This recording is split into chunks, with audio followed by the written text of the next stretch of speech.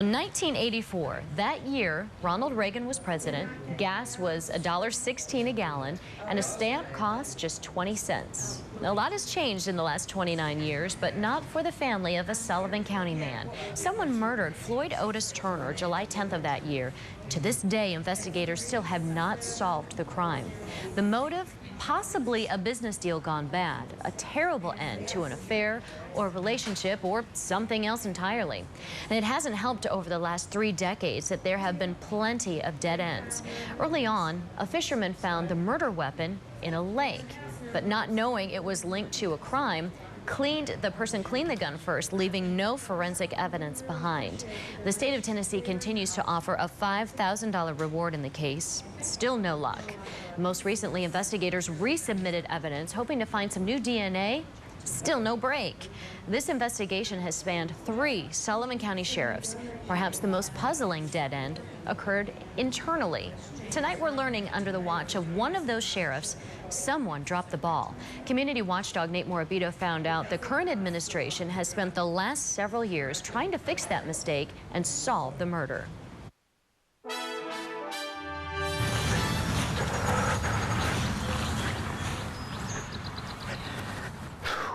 For Don Turner, it's a lonely walk to his older brother's grave. Every time he returns to Otis's final resting place, oh, Lord, he comes empty-handed. Despite his best efforts, Don still doesn't have the answers he needs. I just want them to know that I'm still looking, not giving up. In fact, 3 decades later, A long time, isn't it? he has more questions than ever.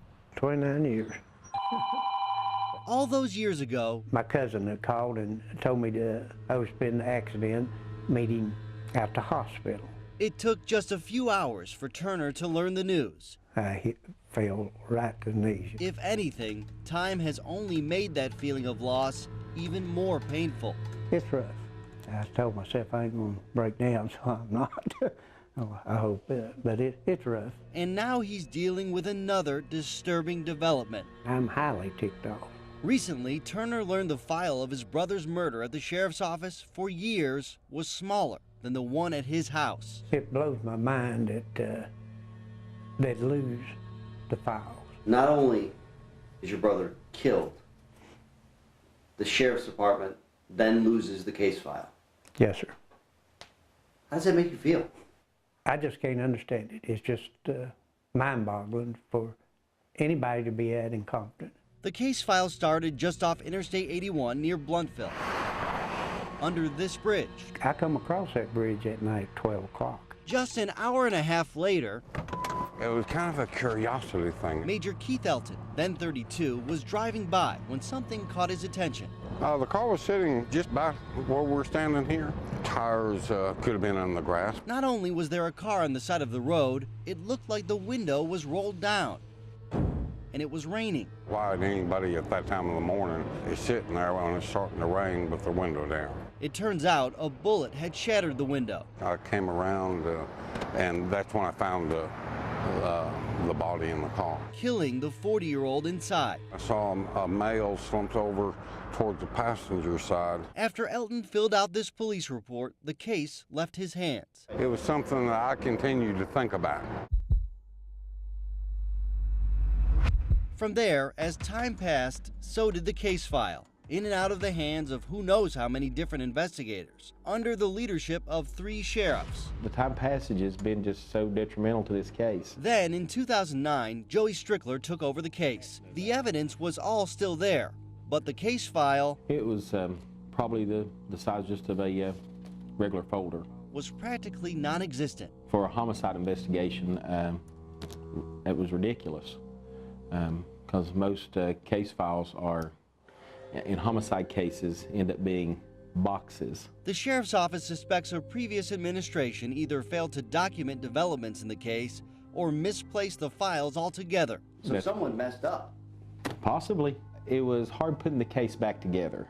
There was a lot of things that could not be located. Some of that information died when those involved passed away. Strickler had no choice but to start from scratch.